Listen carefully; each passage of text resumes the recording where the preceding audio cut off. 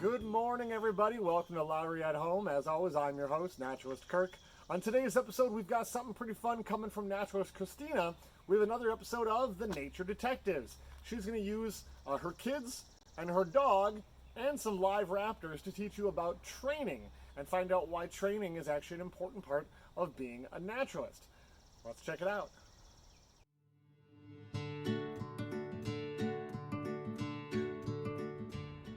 In today's episode of The Nature Detectives, we are going to talk all about training, and we're going to demonstrate how training works. Training is important to us at Lowry Nature Center because we have 3 raptors that we train. We have our red-tailed hawk, we have our barred owl, and our merlin, which is our falcon. And so those birds don't speak the same language that we speak, so we have to find a different way to communicate with them.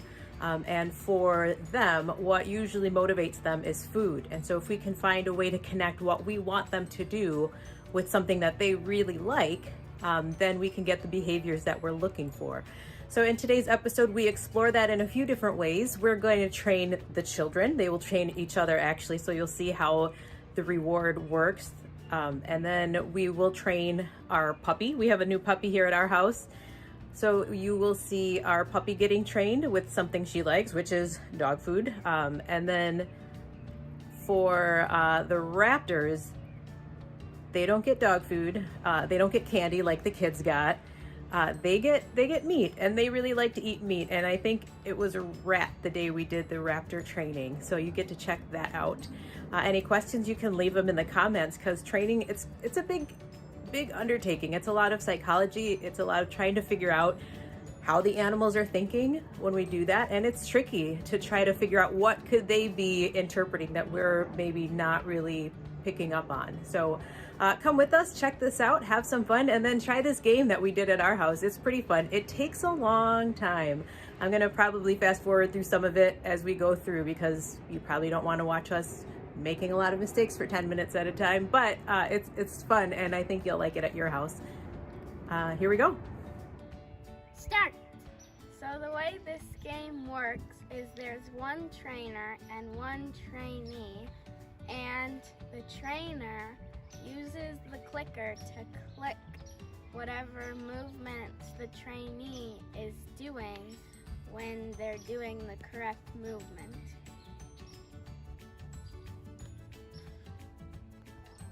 All right, we're gonna get started with our first training activity. One person is the trainer. Trainer, can you wave to us? And one person is the trainee. Trainee, can you wave to us? So the trainer has the clicker or the bridge, and she also has a bunch of treats that she's gonna be using. In our case, it's candy. And so when our trainee is moving in the right direction or doing something like a tiny step in the right direction of which behavior we want, we're gonna click that, because that's what we want the trainee to do. So are you ready to get started? Go for it. So it's a click, and it's a treat.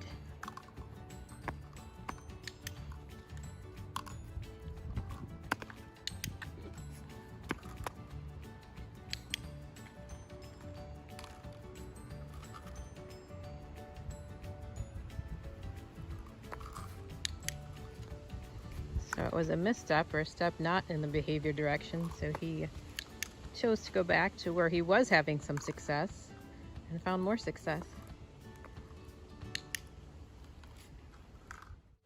The reason we use a clicker in training and not just the reward is because it takes a little bit of time for the reward to reach the subject or the animal or the trainee.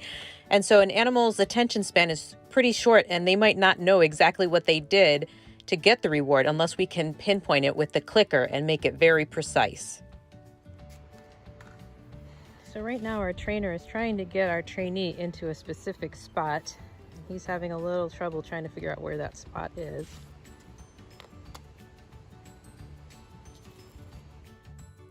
He's moving in a lot of different directions, and where she wants him to be is in the sidewalk square right in front of where she is.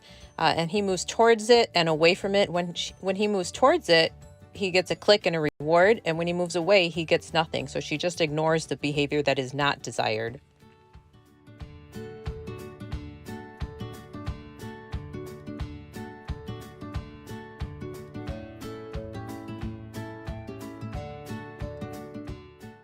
He found the spot that he's supposed to be in, but he's not sure what to do in that spot now that he's there.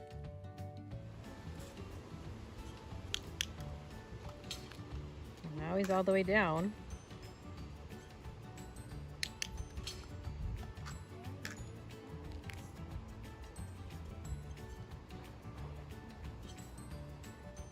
Click.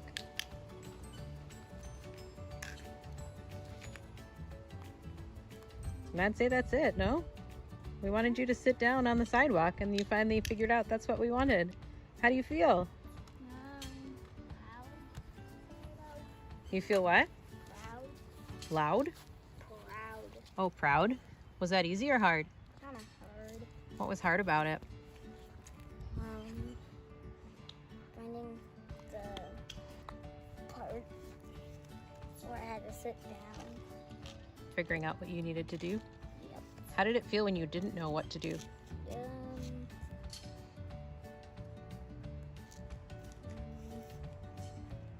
Awkward. Awkward?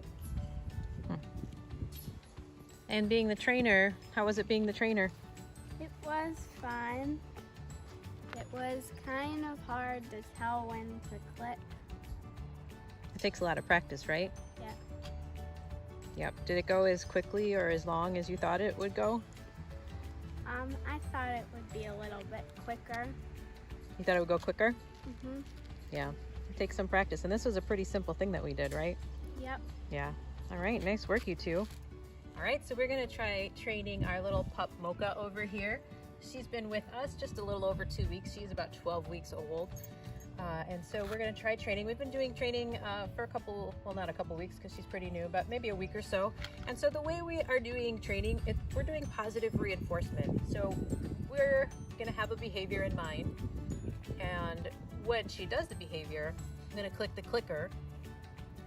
And she's beginning to associate the noise of the clicker with the reward she's going to get. So those of you who know Pavlov, same idea. So she'll do the behavior, I'll click the behavior, and then she'll get a reward. Now, if I am just clicking randomly on this clicker and don't give her a reward every time, that means that the clicker is gonna lose meaning for her and she's not gonna associate the clicker with what we're doing at all. So I wanna be very careful about how I use this clicker. In training, we tend to click, sometimes behaviors are complicated, so we'll click every step of the way until she gets to the full behavior. So one thing we're working on is stay. And so what I've been working on is I'll tell her to stay, and then I'll count in my head to 5 seconds, and then go up from there. So 10 seconds, 15 seconds. And so we use our clicker to be small steps on the way to the ultimate behavior that we're looking for. I think I mentioned she's very food motivated, so we've got some dog food here that we're going to use to reward her, and you can see she's already very interested. She loves to eat. She's a good pup. So we're going to get started. Sit. Good job. Mocha, stay.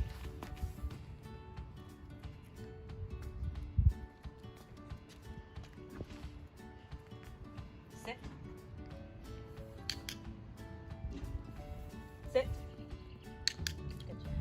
Oops, I dropped one. Did you find that one?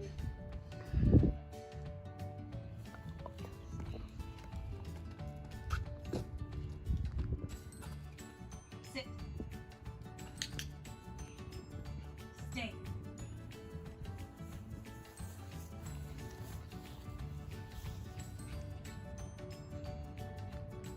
Good stay. Good job.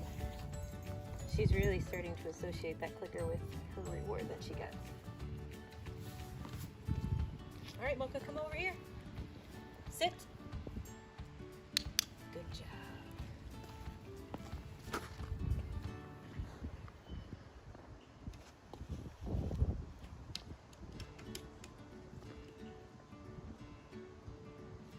Oh, she did such a good job, didn't she?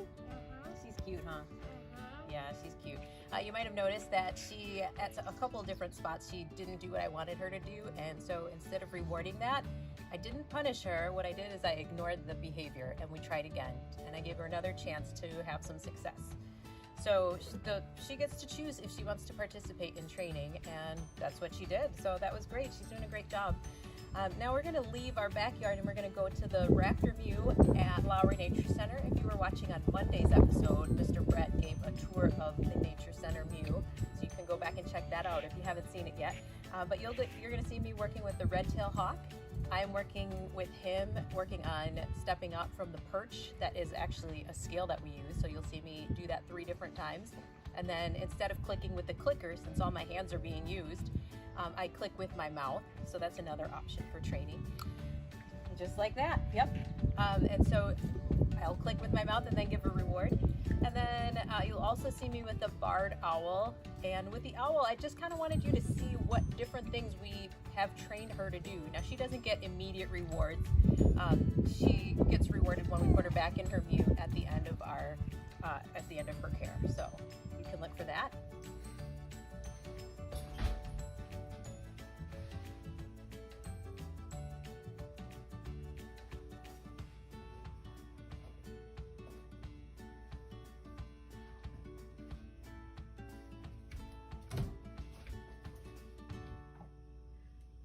Step up.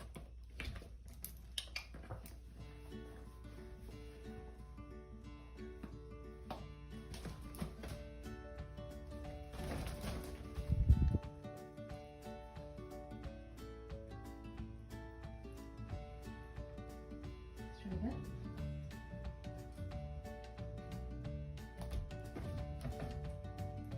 Step up.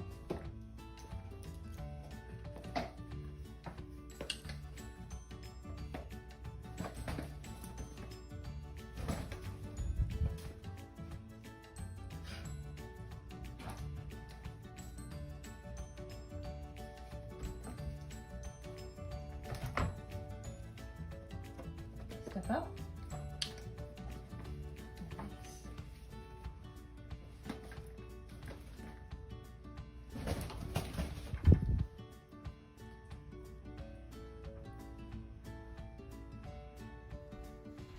As I'm working with the owl, you'll notice several different things that maybe wouldn't seem like trained behaviors to you, but they are actually trained behaviors.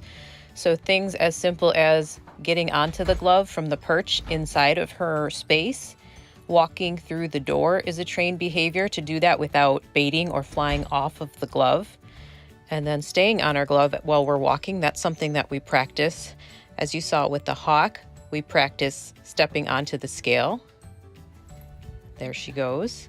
And then her cue to step off the scale is feeling the glove or seeing the glove right in front. And again, she's choosing to step up. There she goes. And she stays on my gloved fist. And so she is going to let me take a look underneath her feet. Their foot health is really important. So she tolerates that. We've worked on that. So I will take a look at both of those feet.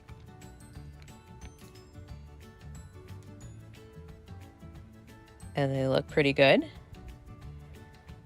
So then the last thing is to put her in her traveling crate, which is where she will stay while I clean her enclosure.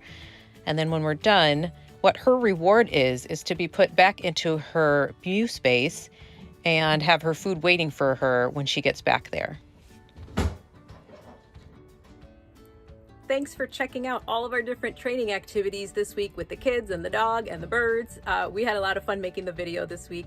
I encourage you to try the game. It's really fun. It's really challenging, but there's a reward. So check it out. You might need to go back and rewatch this to figure out how to play and how to make your behavior simple. I encourage you to keep it simple so you don't get very frustrated.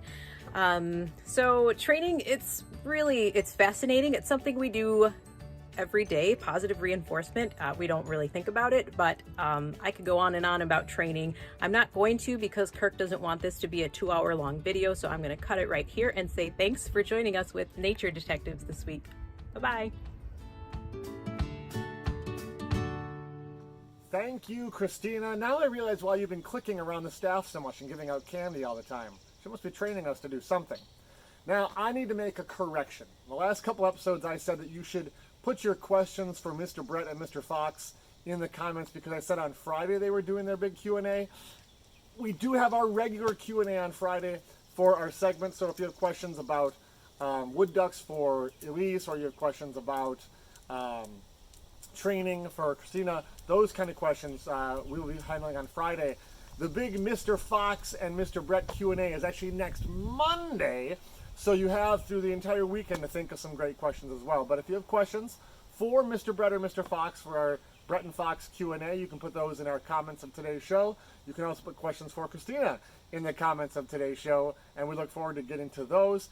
Thank you everyone for joining us every Monday, Tuesday, Wednesday, Thursday, and Friday. But don't tune away yet, because there's more cool stuff to see from Three Rivers. Today is Wednesday, and every Wednesday, our friend Brandon over at Eastman Nature Center, which is also part of the Three Rivers Park District, does a live Q&A session where you can ask him anything.